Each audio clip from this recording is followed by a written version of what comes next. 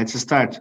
I would like to say thank you to everyone who is watching us right now. I am Luis Alberto, I'm Diesel Product Sales Manager from Lucas. Today you have here Mr. Werner from DP Diesel Parts and Equipments, a Motus company group. Motus is our partner for South Africa market. So if you want to present yourself, Werner. Yeah, sure. Thank you everyone again for joining. As you know, I represent the head of the procurement portfolio for diesel fuel injection product within what most of the South African customer base knows as Parts Incorporated Africa. We've recently done a bit of a rebrand into Diesel Parts and Equipment. We're still part of the same group. We joined partners with Lucas, I believe, Louise, at the end of 2020 or 2021 somewhere. And it's been good for us thus far. This is the first opportunity we've actually gotten to get Lucas on board with their technical expertise in the form of Ebrima, who will be helping us and you guys as the market better understand the Denso portfolio, which we all know is very big in our market, particularly with all of our pickup trucks, or what's colloquially known as buckies locally. And it's I've had a look at the pilot presentation Ebrima's about to put forward, and I must say I'm quite excited. There's a lot of information to share. So please join us, and as the presentation goes by, jot down your questions from Motus's perspective and Diesel Parts. I've got some of my team members online as well. I see Andre Fanika, the national sales head here, and some of the salespeople like Clive Hutchinson, who operates as part of our central sales specialization up in Joburg.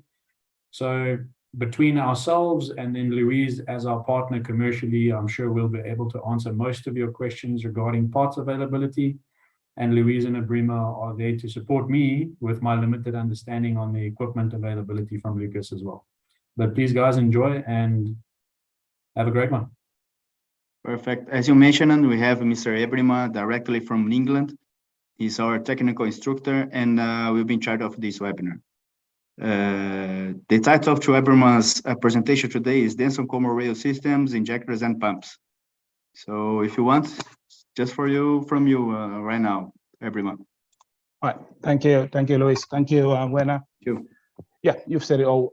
Thank you everyone for joining us today in this webinar. I hope you learned something out of it. I'll be the trainer today, and basically we'll talk about Denso Common Rail System, and I will give you a bit information about Denso pumps, injectors, spare parts we have, and we have in Lucas, as well as the test benches. We also have to test these injectors. All right. With that said, and if you have any questions, please feel free to ask. There is a Q&A button up down there somewhere. Just click on there, ask your questions, and if you have any questions after this training or webinar, contact Luis or Werner or myself if you need anything. All right. With that said, I would like to share my presentation where we will talk about different things, top subject I've said earlier. Let's go on this. Can you see the presentation, Luis? I think it's busy loading up, Ebrima. Just give it a minute. No, okay. Not yet, Ebrima. All right, it's taken. Nice. There we go. Up. Yeah. All right. Like I was saying, we will talk a bit more about pumps and injectors, as well as calibration equipment and test benches. All right. With that said, I would like to start by explaining how the common rail system works on Denso engines. All right. This is an example. Like we have a fuel tank in the vehicle. We all know that as a fuel tank, where the fuel is stored, and then from there the fuel goes to the high pressure pump. The high pressure is in charge to convert the low pressure fuel to high pressure. All right. So we get a low pressure from the tank to the pump, and then the pumps generate or convert this low pressure fuel to high pressure, all right, from the pump. And then the pumps send the high pressure to the rail, and the rail is in charge to store the high pressurized fuel for the injectors, all right. And then in the rail we have the injectors connected, where the high pressure fuel goes to the injectors through the high pressure line. Okay, and the injectors are connected to the ECU, which is the engine control unit. What does the engine control unit do? Engine control unit indicates the injectors when to inject and the quantity of fuel they have to inject into the cylinders. All right. We do have also the pressure regulator, which is also connected to the ECU to know the amount of fuel we have in the rail, as well as the sensors. They're all connected to the ECU. All right. This is basically how the common rail system works on Denso. And with that said, we will begin by Denso pumps. From 85 to 2000, Denso been making EDC pumps. As you can see here in the images, EDC pumps V3, V4, and V5. They all been made in the 80s up to 2000s. All right, and then Denso then has made the option to go common rail system, which is the supply pump, injector, and the rail. Okay. This is the common rail from 96 up to 2006. Denso have been making pumps, and then as time goes on, they've reduced the size from, as you can see, HPO is bigger than HP2, and then HP3 is smaller than HP2, and then as we go on, they've improved the size and also more pressure on the pumps. From here, you can see 120. And then we go on for 135 to 180. So the pressure are going up to help us to reduce the amount of fuel we consume in our daily driving. All right. Yeah. So with that said, we have now HP4, HP3 pumps. They are for compact trucks, passenger cars, and also for medium-sized trucks. All right. And then we have the common rail system. How the common rail system works, like I said before, we have a rail. The rail is there in charge to store the pressurized fuel for us to deliver them to the injectors, and the pumps are there to convert low pressure fuel to high pressure. All right. So the most popular pumps now in the market is HP3 and HP4. We will talk about more in details later on the difference between these two pumps. Okay. All right. So HP3. We have different parts, different spare parts, what they are for, why are they for. So yeah, the important part here is the pumping element, which is the plunger. In HP3, as you can see, it only has one plunger. All right, the plunger is in charge to suck the fuel inside the pumps to generate pressure. Okay, and the ring cam actuates the plunger.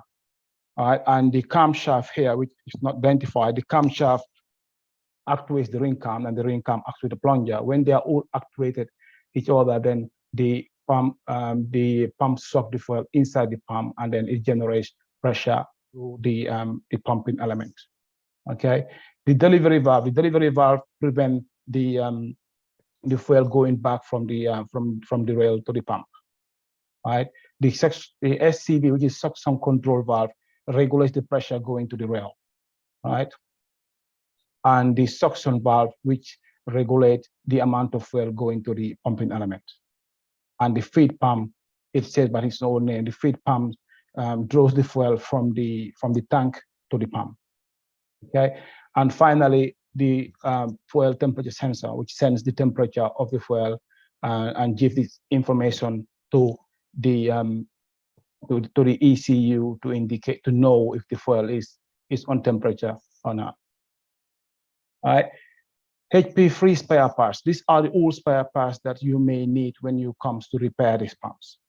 Okay, the pumping elements, as you can see in here in more detail, the pumping elements, the plunger head is all here, and then the drive shaft or the camshaft, and then the ring cam. As I said, the drive shaft or the centric shaft actuates the ring, and the rings actuates the plungers. All right, this is the feed pump, as you can see in here as well. SCV control, the suction control valve, as well as all the other little parts in here. Okay, how do we draw pumps? How the sorry, excuse me.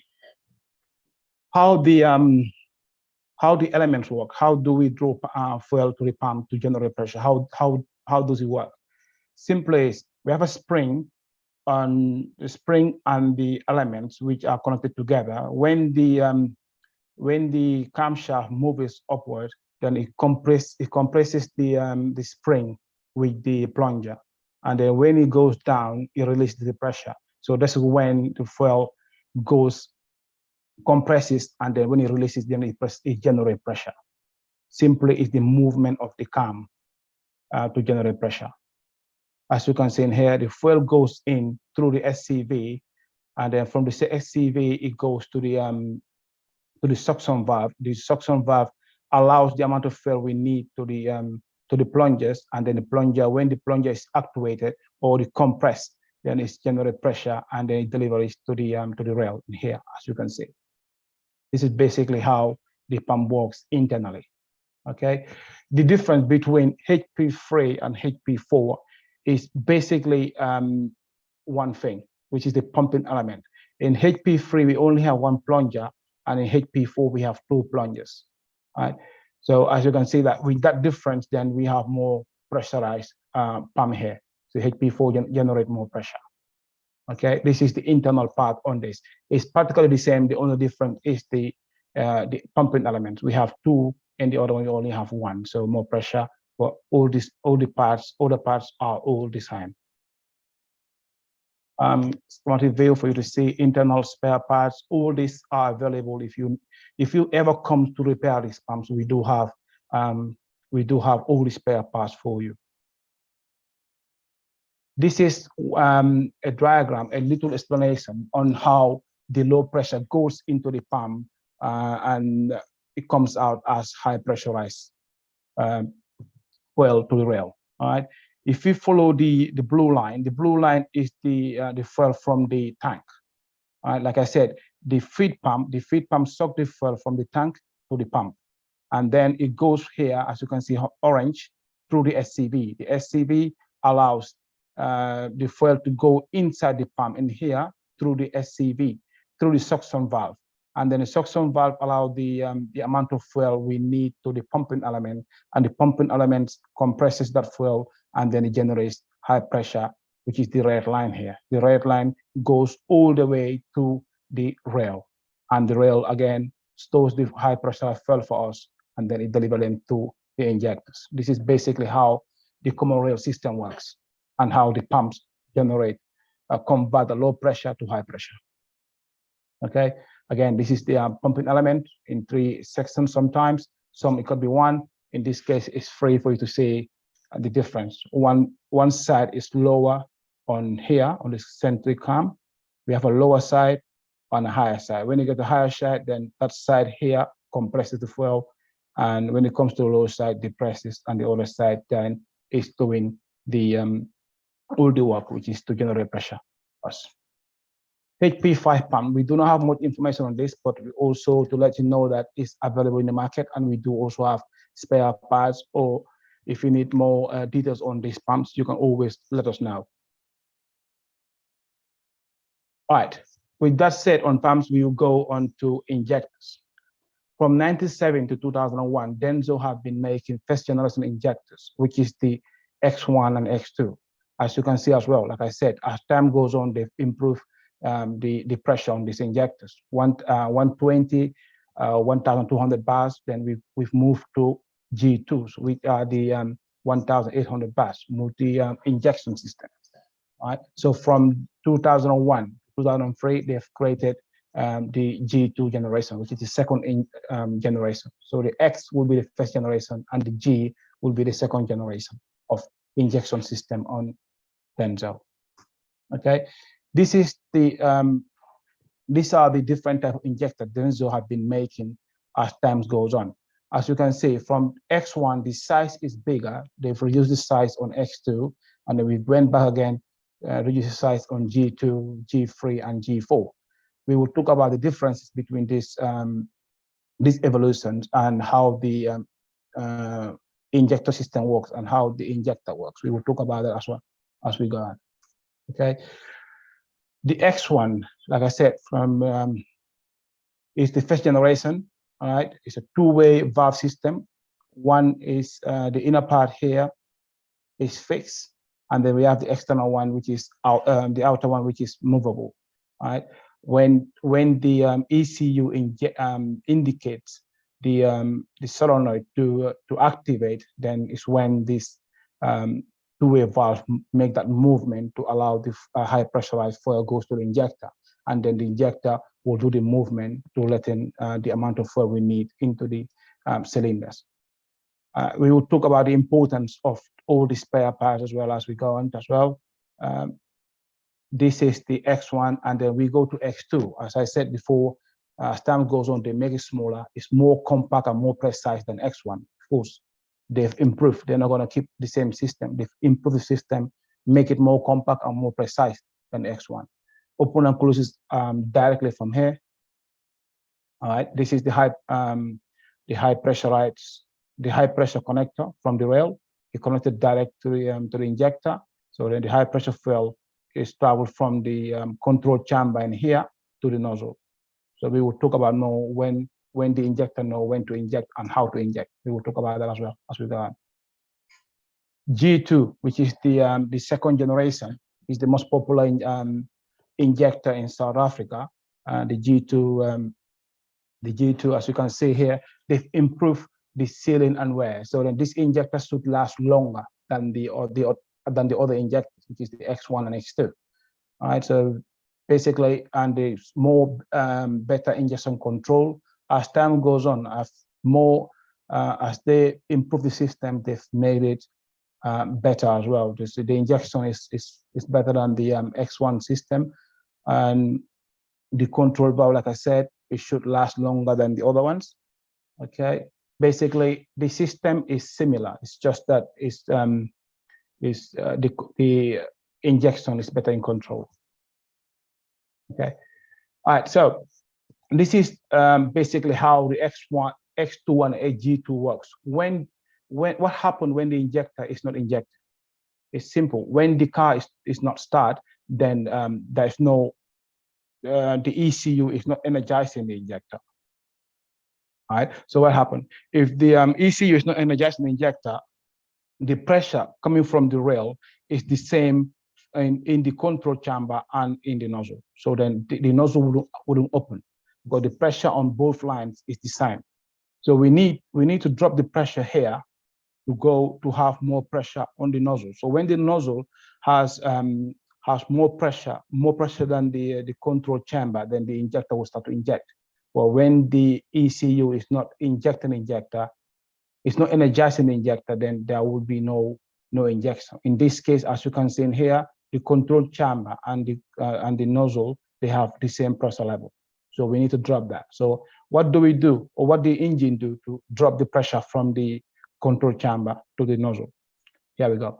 This is the injection. So as soon as we energize the injector, the control chamber, the TWA valves lift this, and then all the pressure from here drops to the nozzle, and then the nozzle needle has to go up for a certain level. So all depends on the amount of injection the ECU is indicating the injector to inject. So as soon as there's no pressure here, all the pressure goes here, and then the injector starts to inject.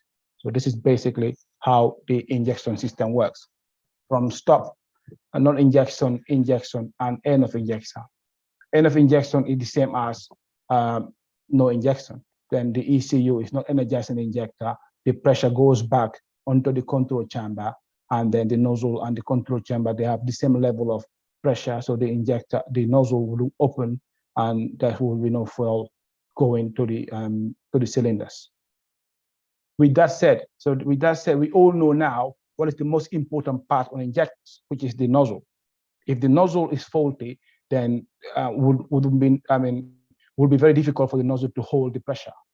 So it's important that the nozzle is in good working order to stop the injector injecting when it's not energized. When the nozzle closed, the injector is not injecting, and if the valve is also not in a good working order, what's going to happen? The valve will not be able to hold that pressure. Some will leak somewhere, and that leak will go to the cylinders, which you don't want that. So that's why they have to make sure that you've ordered in the right parts and the right tools to repair these injectors. Okay, this is the correction flow, which is the coding. Most mechanics don't know about this, or they do know about it, but they don't know how to do this. The coding is basically the information of that injector recorded in code. Each injector has a different level of injection. So then the same injector, as you can see, identical injector, the same reference, but they have different values of injection. So that's why you need to program that QR code into the ECU to make sure that the ECU has the better communication with that injector.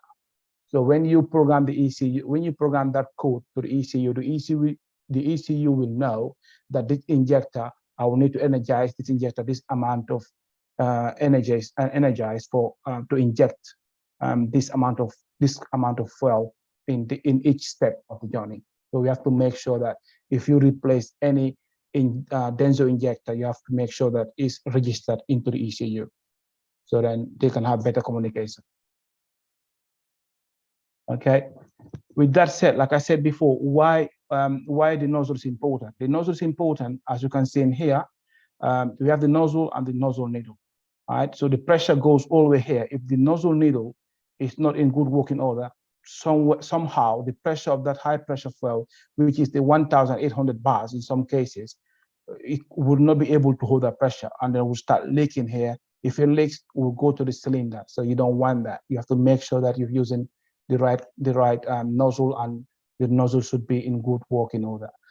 As well as you can see in here, we have a shim. These are the shims here, the spring, sorry, and the sims. As you can see, all these sims plays a very important part when it comes to injector. All these sims and washers, they plays a very important role. What happens is, depends on the size of a sim, the injector will inject more or less. So we have to make sure that we put in the right size of sim. Even 1 micron can make a big difference. So then you have to make sure that you put in the right sim and the right parts when you put an injector. Yes, I just said micron. How do you know? I mean, how do you know what size of sim do I have to use for this injector? Easy. We have a calibration equipment for you where you'll be able to take all this measurement, and the calibration equipment will give you the size of sim you need for each step, which I will share a demonstration for you to see how that works. All right. Number 1 is a sim, and sim. So we have more than 4 sims, or 4 sims or more. And also the springs, we can also test the force of the spring to see the spring is in good working order, as well as the filters. All these spare parts are available in Lucas if you need them. But I will also share a demo, like I just said, to know what size of sim you need for each of these injector when you are reassembling or remanufacturing them. These are the example of the references we have in our catalog, but we have a lot more than this.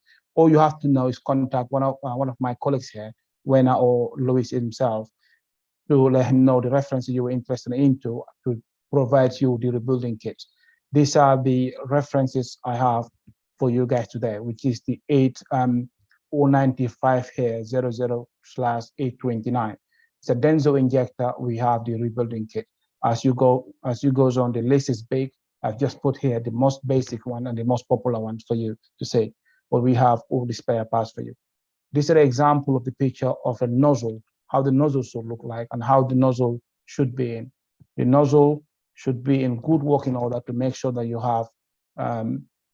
have done fully inspected assembling of this injector. You have to make sure that you've done all this check. So this is an example of nozzles and nozzle kit we have as well, as you can see. And finally, like I said, what tools do we have to repair these injectors? I know pumps is easy. Pumps is plug and play, like I say. It's just put the parts together and make sure that you tighten them as you should do. But the injectors are more, you need more technical training. You need more information on that. So what we've done in Lucas, we've created how to call it, a calibration equipment to help you to repair these injectors. All right. So we have a basic one, which is the EDR 720. This is our basic calibration equipment. This software is the same as the other ones, which you will see as we go on. It's a multi-brand calibration equipment. We said Denso, but it's not only Denso. It's you can do Bosch, Denso, Caterpillar injectors, and Siemens VDOs. All right. As I also said, you have the possibility to measure the spring force. So you'll be able to measure the spring force. We've also provided technical drawing, which you will see later on, technical drawing to help you to understand the step you are in and what you are doing, and also the torque value to know the tightening you have to make for each step. So this is the EDR 720. It's totally manual, and then you go to EDR 710, the same as 720, but it's semi-automatic. All right. In this one here, you have to do everything manually. In here, you have to put the parts on, and then the equipment will do the measurement for you. Okay, the 720 multi-brand and all the same thing. And finally, on this equipment, we have the EDR 700, which is the multi-brand injector calibration for Bosch, Denso, as well as the 720. Well, in this one, it's totally automatic. Just put the parts in, and the robot will do the measurement completely for you. And at the end, it would tell you what sim size you need for steps, technical drawing, and all that. With that said, I would like to share with you guys a quick demo on this EDR 700 for you to see what I'm trying to explain here. All right, let's select any injector. It's a demo, so expect to see some failures, but it shouldn't be the case. Let's select 636. We click on that injector. So we want to repair this injector. All right. We click on start. Perform from step 1. Ebrima, I'm just quickly going to stop you. We're still looking at your PowerPoint presentation. Oh, okay. Thank you. Werner. It's taking long then to load. Can you see it now? I think you just need to try and share outside of the PowerPoint presentation. Maybe you shared the PowerPoint presentation as opposed to your screen. That's right. Could be. Okay. Let me I have to quickly stop this, and then I will share. Okay. Thanks for that. I didn't know. Okay. Stop that. All right. Yes, you are right. That's what I did. Okay. Click on here. Can you see it now, guys? It's just busy loading up. Yeah.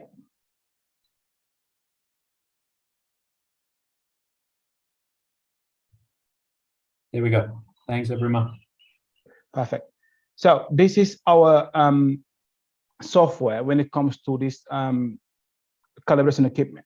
All right. Like I said before earlier, it's a multi-brand: Bosch, Denso, Siemens, Caterpillar injectors.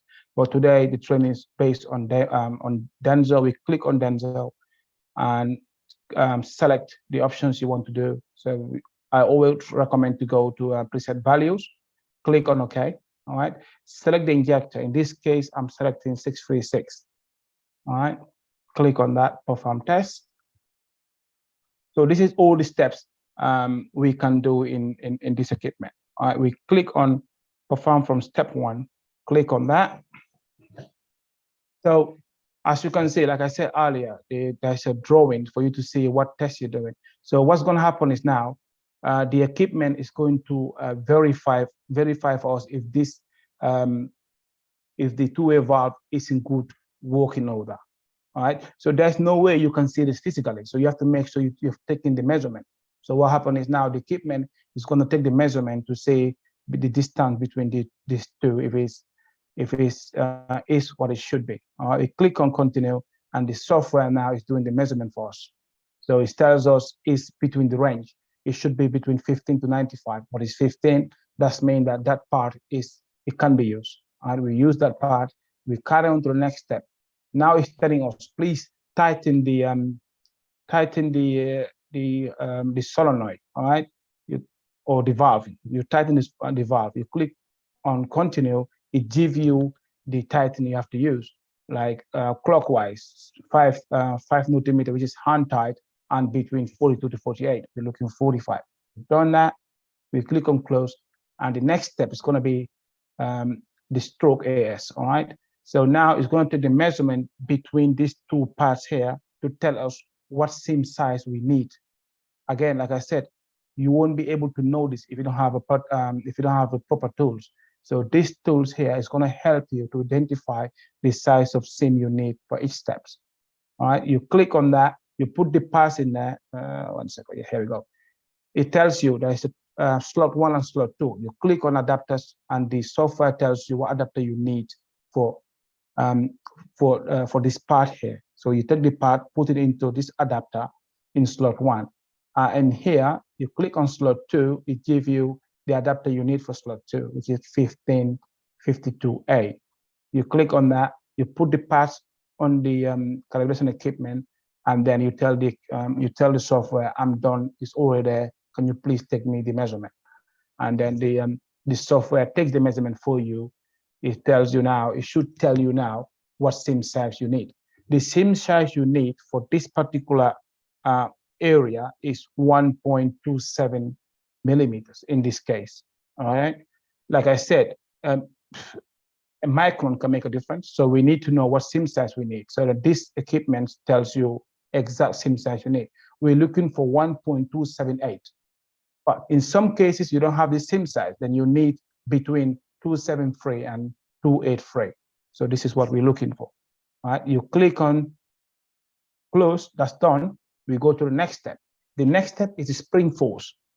We have to make sure that the spring is in good working order, all right? We have to use this, the spring tester in this case, and in slot 1, we have to put this part in there, and in slot 2, we put this part in there. When you have all this set in the equipment, you click on continue, and then it tells you what you have to do with the spring tester. Put it on 0. That's on 0. It's a demo, so expect to see some failures. And continue. So now the spring tester is testing the force of the spring. When it does that, then it will tell you what seam you need under that spring. All right, so it's doing the measurement for us. All right, so this is the spring tester testing the spring force for us. So now we have to enter the figures we've seen in the screen, which will be -16 in this case. We click on that, and now the equipment is doing the measurement on the other parts. After that, it tells you, okay, with that seam, you need this size of seam. The seam should be 1.155. That's what we're looking for, but we have a range here to work on. But we cannot go below this, but we always recommend to use this seam size. All right, we close that, and as we go on, like I said, it's a demo. Then it tells you now the area of the solenoid is done. Can you please tie the solenoid now to the injector body? It's done that. You follow that, and now we're going on the other side, which is the nozzle. Yeah, as you can see, the nozzle kit is here, and the injector body is here. So it's going to measure this area to tell us what seam size we need under the spring. All right. So like I said, I'm not going to take too long here. And finally, when we have that measurement, we have to tighten the nozzle nut.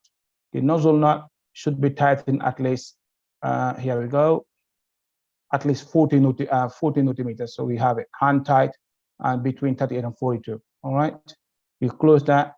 Also, the software tells you more or less this information of the coil resistance. That's what we're looking for, 49 to 61, and the isolation test, as you can see in here.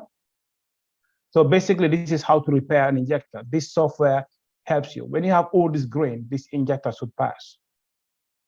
If one of the attendees today is been repairing injectors, I'm sure that this tool here will make your life a lot easier if you have it in your workshop, 100%. All right, so this is the demo on this software, which is the calibration equipment. With that said, so we've done the calibration equipment. Can you see the presentation, Werner? Yeah, it's back up. You just need to put it into presentation mode there, Ebrima. There we go. Perfect. Perfect. Like, this is the calibration equipment. We've said that. So now let's talk about the test benches. What test benches do we have in Lucas to test these injectors for you? We have the the EDT 320, which is manual. You have to enter the figures manually into the software to the figures manually, right? And then we have the EDT 315. All our test benches are multi-brand. You can test all these other big brands in the market: Denso, Delphi, Bosch, Siemens Videos, Caterpillar, etc. You have up to 2,200 bars pressure, and the flow meter in this case here is digital. You don't have to enter the readings manually. The software does all for you. You just put the injector in, connect it, and click on testing, and the software does the rest for you. All right. As I said, our aim is to be here for all customers, from big, small, and large workshops. So we have developed smaller test benches to bigger test benches. We have EDT 310, all right, which is a standing test table test bench, and then we have the EDT 300. The EDT 300 is a multi-brand test bench, which can test up to 4 injectors at the same time. Okay, and you can also, it's also 2,200 bars, which we are working on to increase this pressure as well. It's a digital flow meter. You don't have to enter the readings manually. You have to the software does everything for you. Okay, and you can also do the coding for you can also code your injectors. It all automatically, so you can code the injectors as well as you go. Okay, with that said, I won't take too much of a time. I will quickly share a demo on these test benches, and that will be it for my end. 1 second, let me just share this for you. Here we go. EDT 300, here we go. I will quickly share how these injectors are tested. For that, I'll have to open this software for you, and that will be on test benches.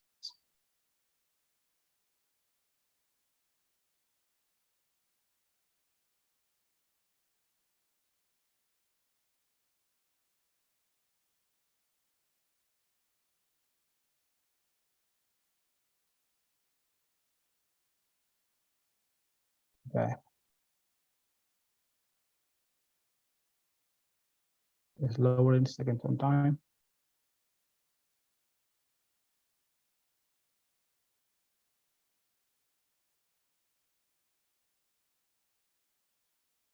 There we go, 1 second.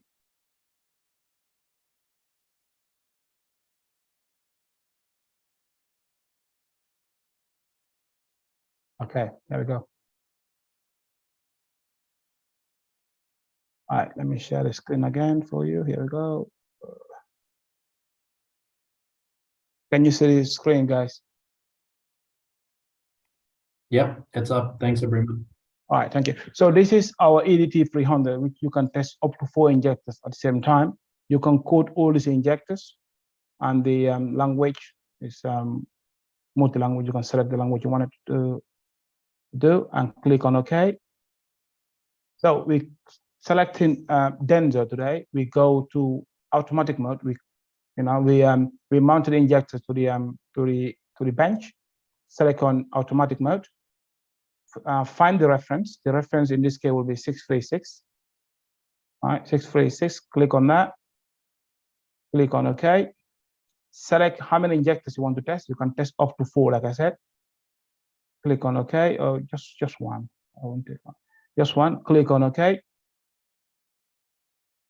And then, like I said, you can perform from step 1 or any step you want to test. In this case, from step 1. All right. So now the test bench, like I said, is automatic. It does all the tests for you.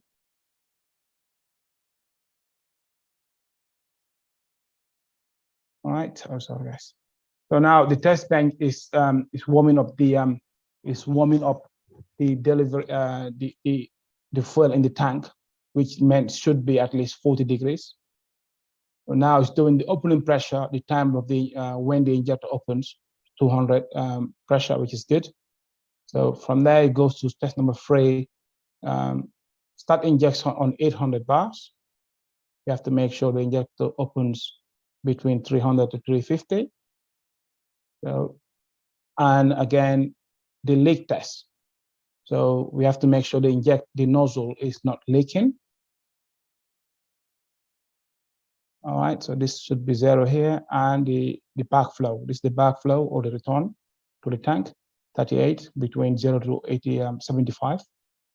And finally, we're doing again the cleaning process to make sure that the pump has no bubbles inside. There's no air, and everything is clean as it should be. The tank should be at least 40 degrees, like I said, and the delivery. This is not important. And now we go full load. Full load test. Here we go. We have to make sure that the injector is in between this range here, 50 to 75.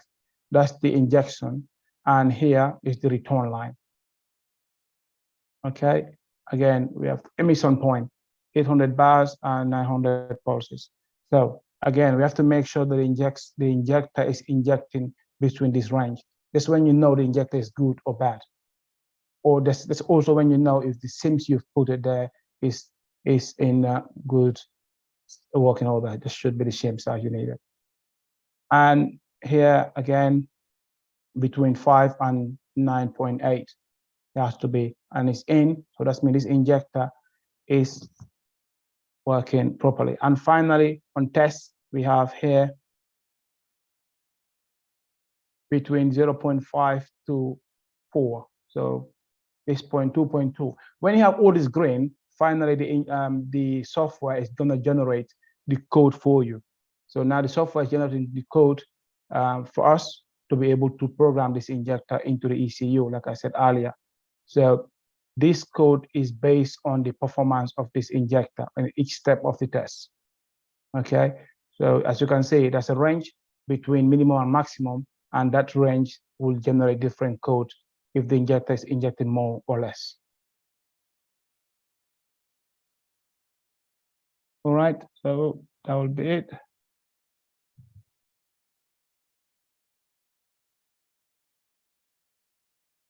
It should take a few seconds as it's demo, so don't be surprised that it's taking longer, but it shouldn't take long to code these injectors.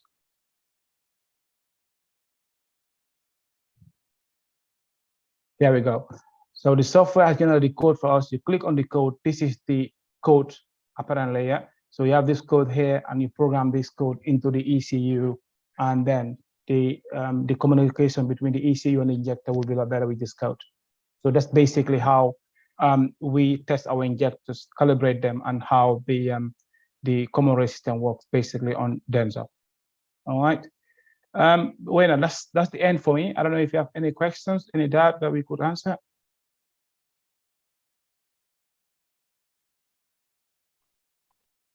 Thanks, Ebrima. I think from my side, I have a few questions. Okay.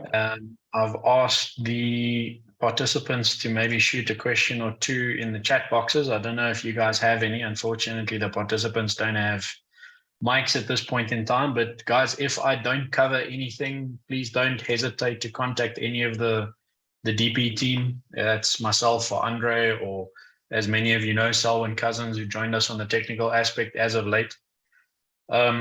Ebrima, I must admit, thank you very much. It was a very, very informative presentation. I think lots learned, lots of little tidbits that myself and my team, and I'm sure many of the participants don't or didn't know that they now know, or head scratch about something that we may not have included in the repair procedure.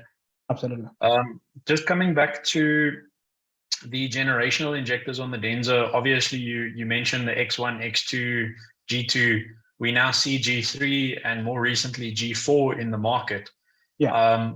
As you can see with the list that you mentioned, or that you've got on screen at the moment, Lucas does support the G3 in many of the aspects.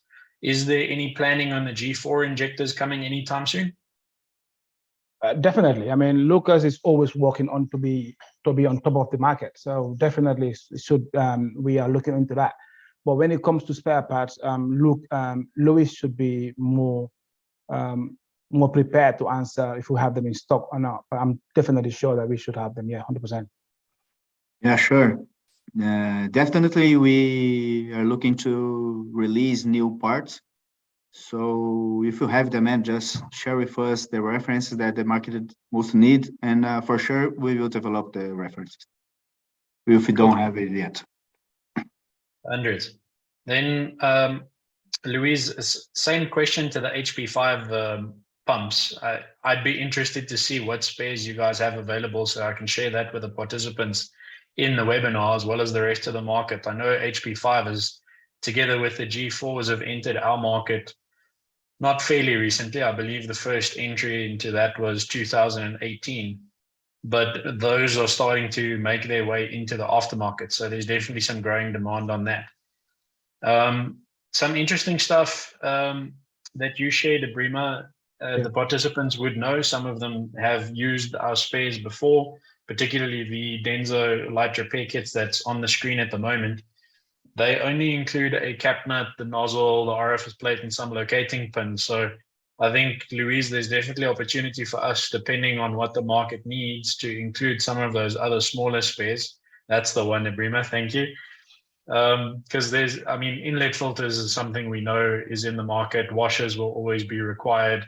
But in terms of the tension springs and the shim surrounding that, that would be very interesting to see that make its way into our product offering through to the market. So I'm looking forward to including those. Right. And then lastly, from my side, Ebrima, you pointed out the EDR machines. It's interesting. I've had a look at your machines before, and the EDR 700 was the first one to actually come to my mind, just because it's robotically impressive. Yes, it is. So for the panelists, do yourself a favor. I do believe, Louise, you can correct me here. There is a demo video out of a trade show. It is in a different language. I think it was Portuguese or Spanish. But there is a demonstration video on YouTube that you guys can go check on the EDR 700 to actually show you how that machine works as well. And if you are interested, shoot us a message here at DP, and we are happy to quote you on it. But over and above the actual testing or the measurement tooling that you highlighted, Ebrima, a big question mark in our market is, are you guys able to supply the hand tools for disassembly and assembly? Yeah, we have all the tools. I mean, we're prepared to have a workshop working on all Lucas product. We have tools to disassemble, assemble, calibrate, testing, everything you need to do with when it comes to injection or pumps. We do have them. Yes, the answer is yes. Okay, we do great. have them. That's definitely another opportunity for you and I, Louise, on the commercial aspect to try and explore. I know there's a lot of demand in the market. We do have a lot of participants that start new pump rooms, whether they be technicians that break away or generational pump rooms, or people who just see the profit in it that have started from scratch. That is definitely worthwhile for us to explore.